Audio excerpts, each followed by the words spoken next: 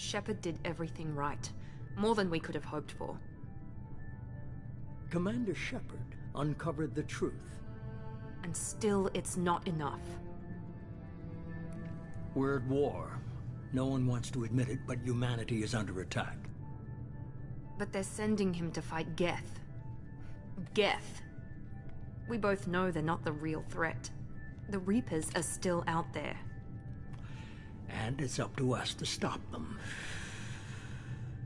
The Council will never trust Cerberus. They'll never accept our help, even after everything humanity has accomplished. But Shepard, they'll follow him. He's a hero, a bloody icon. But he's just one man. If we lose Shepard, humanity might well follow. Then see to it that we don't lose him.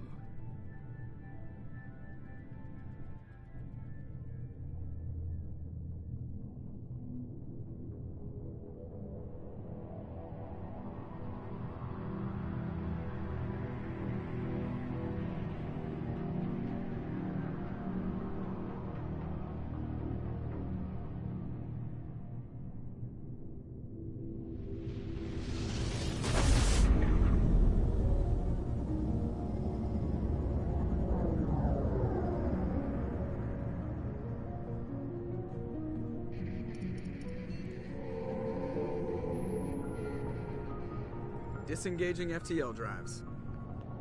Emission sinks active. Board is green. We are running silent. We're wasting our time. 4 days searching up and down this sector, and we haven't found any sign of Geth activity. 3 ships went missing here in the past month. Something happened to them. My money's on slavers. The Terminus system is crawling with them. Picking up something on the long-range scanner. Unidentified vessel. Looks like a cruiser. Doesn't match any known signatures. Cruiser is changing course. Now on intercept trajectory. Can't be. Stealth systems are engaged. There's no way a Geth ship could possibly... It's not the Geth. Brace for evasive maneuvers!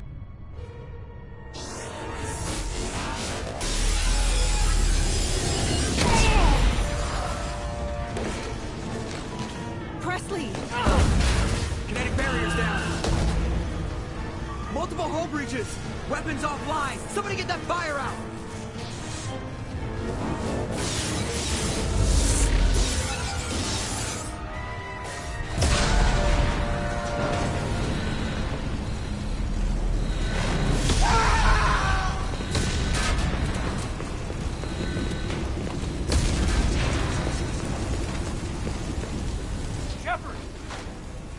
Distress beacon is ready for launch. Will the Alliance get here in time?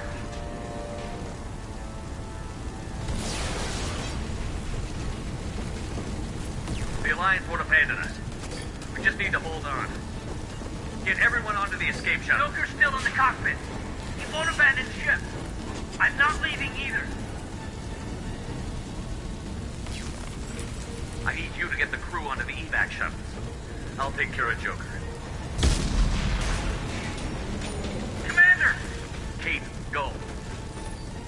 Now. Aye, aye.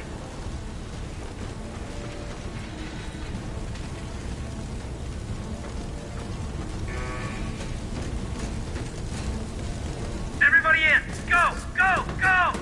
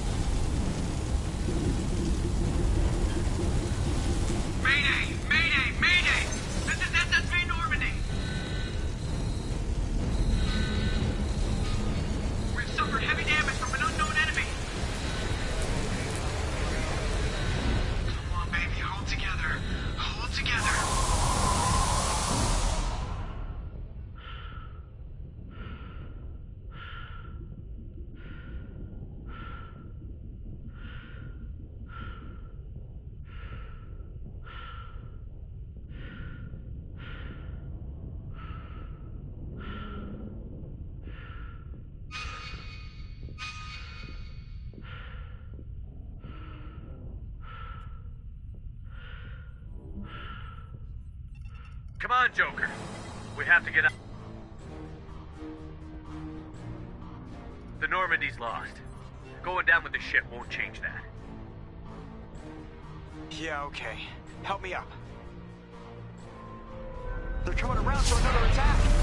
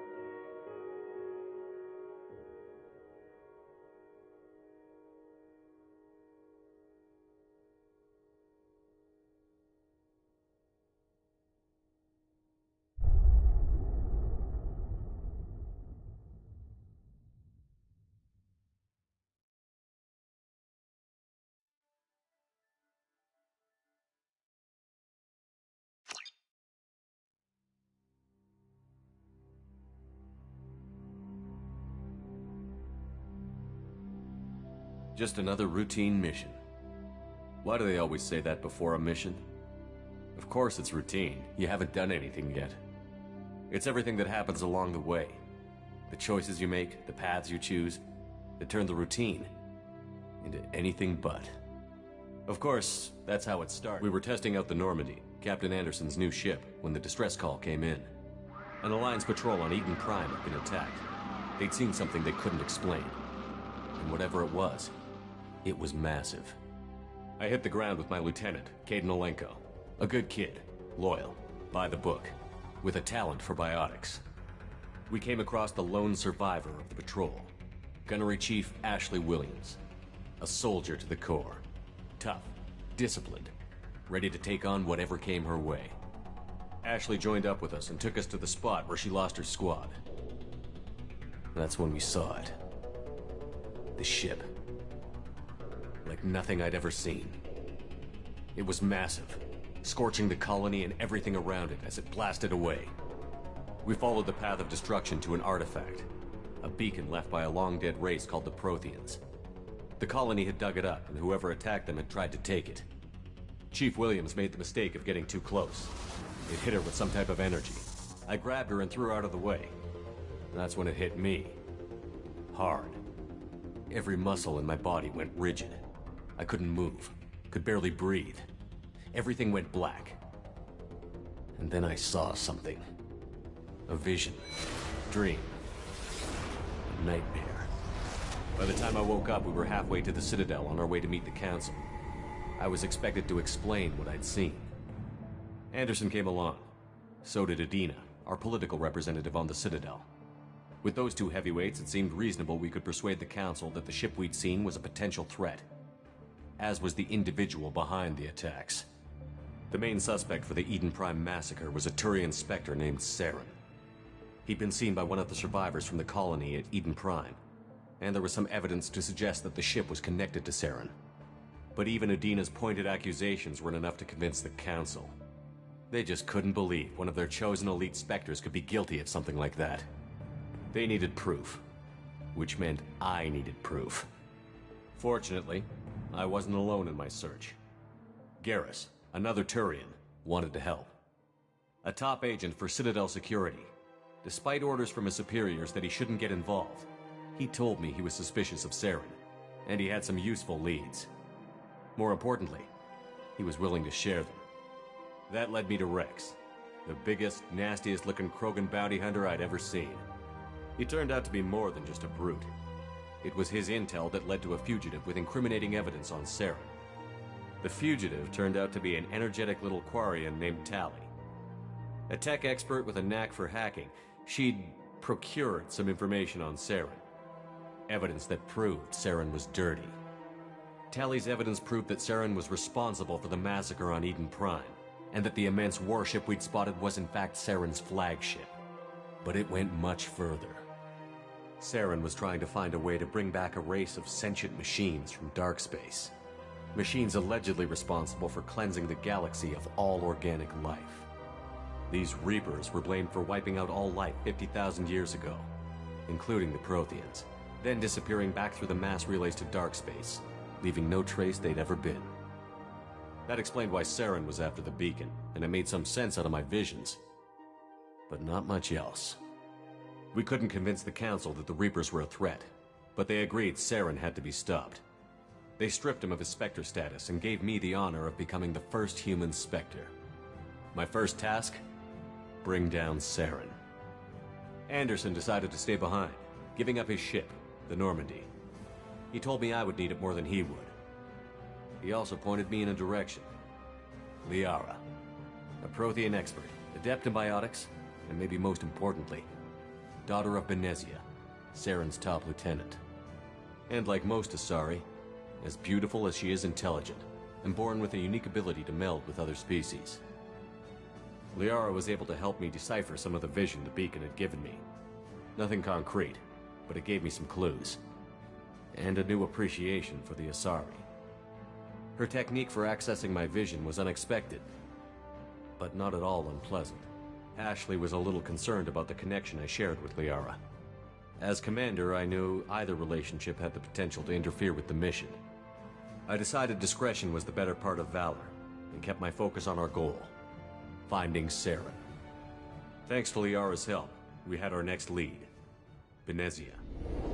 Saren had taken her to Novaria, where he'd enslaved a dangerous race of insect-like creatures, the Rachni. He ordered Benezia to use the same technique Liara had used on me to extract information from the Rachni Queen. The Queen's drones were everywhere, and they weren't happy. We had to fight through hundreds of them to get to Benezia. By the time we arrived, Saren was gone, with the information. I tried to reason with Benezia, but Saren had indoctrinated her. He had somehow acquired the ability to control people's actions and wills. Benezia wouldn't surrender, and Liara was forced to watch her mother die in her arms. And I was left with an angry, dangerous Rachni Queen to deal with. She claimed her drones would do no harm if I released her. But the Rachni had terrorized the galaxy before. I couldn't do it. I wouldn't doom an entire species for past sins. And the Queen was true to her word. She left and took her army of drones with her. With Saren's top lieutenant dead, he was quickly running out of time and places to hide. I tracked him down at his base on Vermeer, but we soon learned it was more than a base of operations. It was a breeding ground. Saren was breeding an army of Krogan. He'd found a cure for the genophage, a disease inflicted on the Krogan to prevent them from breeding and taking over the galaxy. But the Krogan Saren was breeding were slaves, mindless beasts that obeyed Saren's will.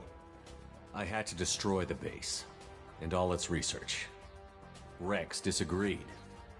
Violently. Rex wanted the genophage cure for his people. I tried to convince him to help me destroy it, that these Krogan weren't real. But he wouldn't back down. Fortunately, Rex is smarter than he looks. He realized this wasn't the way to help his people, and that Saren was the real threat. When we finally got to the center of the base, I realized just how close Saren was to completing his plan. He was already in communication with the Reapers. Sovereign, Saren's flagship we'd all assumed was just a ship, was a Reaper. It spoke to me, threatened me. I could feel the menace it had for every living thing. It wanted me dead. It wanted us all dead. And I knew it was capable of doing just that. What I couldn't understand was why Saren would help it. But there was no time to think about it. Sovereign knew where we were. We had to destroy the base and get the hell out. I split up my team in 2 squads, sending Ash with one and Kaidan with the other as a distraction. We had a nuke, and we planned to use it. Before we could detonate the bomb, Saren showed up. We fought. I stalled him to make time for my team. And in talking to him, I realized the truth. It wasn't Saren who was indoctrinating everyone. It was Sovereign. The Reaper. And Saren was in deeper than all of them. He tried to convince me he was still in control. Said he found a way to reduce the Reaper's influence, but he was kidding himself. Or believing the lies Sovereign was telling him. Before I could convince him to stop, he ran, leaving me just seconds to extract my squad mates. I tried, but I wasn't fast enough. I could only save one of them. Ash was a good friend, and a great soldier. But I had to choose, and I chose Kaidan. That was the last time Saren would slip away from me. I knew then, the next time we met, one of us would die. With my team mostly intact, we chased Saren and his army to Ilos, a long-lost planet that had once belonged to the Protheans. As we prepared for what we knew would be a desperate fight, I spoke to my crew. We were just one ship, against Saren's growing army. I assured them all that despite the odds, we could defeat him. I'd never tell anyone, but I had my doubts. Leaving Ashley behind had hardened my resolve, but revealed a soft spot in my defenses. How many more friends and allies would I be willing to sacrifice in order to stop Saren? We arrived on Ilos, close behind Saren. Once on the planet, we discovered a Prothean databank that helped me put the final pieces of my vision together. The Reapers had come 50,000 years ago, and every 50,000 years before that, each time purging the galaxy of life. The Protheans had fought and died, like every species before them. But a few survived long enough to leave a parting gift. The Protheans had discovered that the Citadel was the key to controlling the mass relays. By sabotaging the Citadel, they found a way to close the relays to dark space, slowing the Reapers' return, giving us the time we needed to find a solution to stop the Reapers once and for all. Saren knew this. He was leading his army to take control of the Citadel and re-establish the relays to dark space, bringing the waiting Reapers here to destroy us all. We followed him to the Citadel. It was intact, but heavily damaged. He had caught the Council fleets by surprise, and they were only now regrouping. And with Sovereign as his flagship, there was little hope the fleets could counterattack with enough strength to take back the Citadel. But Saren was done running, and I was done chasing him. As the Alliance and Citadel fleets battled Saren's army outside, I cornered the Turian bastard in the Citadel tower and confronted him. He died believing that the Reapers would save him. As I fought to regain control of the Citadel, the Council's flagship, the Destiny Ascension, fell under attack. Despite Saren's death, Sovereign and Saren's army continued to fight. The Council was aboard the Destiny Ascension, and they were requesting assistance. But I knew in order to help them, I would have to put our human Alliance fleet in jeopardy. The Council had to be saved.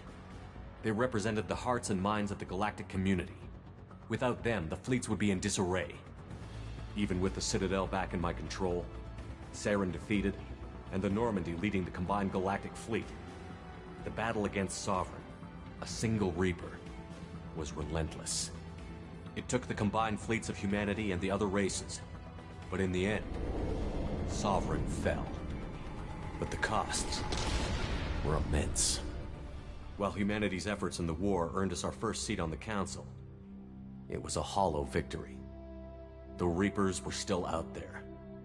I knew the fight was far from over, but as the one who'd led the fight against Saren, I was given new responsibilities. The choice of humanity's first counselor was left for me to decide. On the one hand, Udina, the lifetime politician. Ruthless and ambitious, he would easily navigate the political landmines that would soon be put in front of him. The other choice, Captain Anderson, the career soldier. Tough but fair, but a friend, and someone I could trust. Both great leaders in their own right. Anderson didn't want the job, which was a sure sign he'd be perfect for it. No ambition to get in the way. The war was over. The threat had passed. In time, the Council would rebuild itself. The Citadel could be repaired. Even the pain of lost friends would fade. But none of that mattered if the Reapers were still out there. And if they were all as powerful as Sovereign, we had to find a way to stop them. I had to find a way. I gathered my crew, took my ship, and went in search of answers. Officially, the Council would only say I was assigned to cleanup duty, rooting out any remnants of Saren's army. Just another routine mission.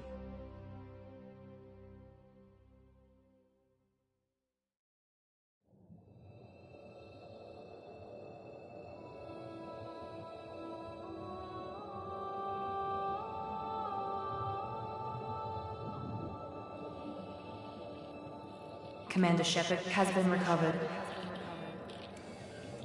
The Lazarus Project will proceed as planned.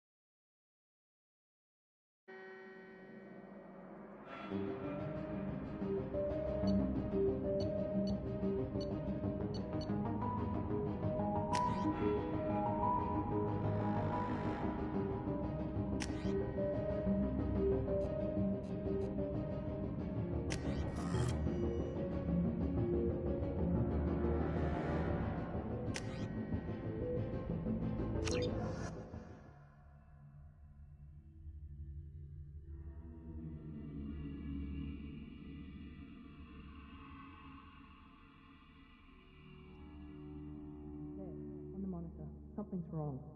He's reacting to outside stimuli, showing an awareness of his surroundings. Oh my God, Miranda, I think he's waking up. Damn it, Wilson, he's not ready yet. Give him the sedative. Shepard, don't try to move. Just lie still. Try to stay calm. Heart rate's still climbing. Brain activity is off the charts. Stats pushing into the red zone. It's not working. Another dose. Now. Heart rate dropping. Stats falling back into normal range. That was too close. We almost lost him. I told you your estimates were off. Run the numbers again.